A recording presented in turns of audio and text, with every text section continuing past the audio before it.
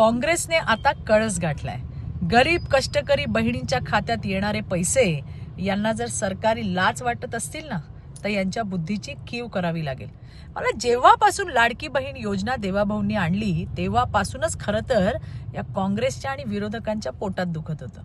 लाडक्या बहिणींनो, जेव्हा ही लाडकी बहीण योजना आली ना, तेव्हा हेच काँग्रेसवाले आणि विरोधक योजना रद्द करा म्हणून कोर्टात गेलेले.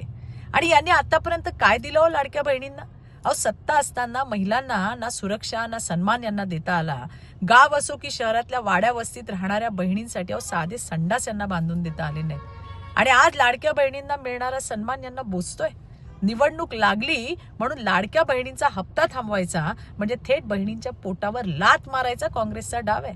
ज्यांनी आयुष्यभर महिलांना फसवलं त्यांची आज बहिणीच्या सन्मानाची भाषा करायची केविलवाणी धडपड सुरू आहे. महाराष्ट्राच्या बहिणी काँग्रेसचा हा घाणेरडा खेळ आणि त्यांची नियत चांगलीच ओळखतात. आणि या लाडक्या बहिणी, राज्यातल्या लाडक्या बहिणी, या सावत्र भावांनी केलेल्या अपमानाचा बदला 15 तारखेला नक्की घेतील. मला विश्वास आहे हा. धन्यवाद. जय हिंद, जय महाराष्ट्र.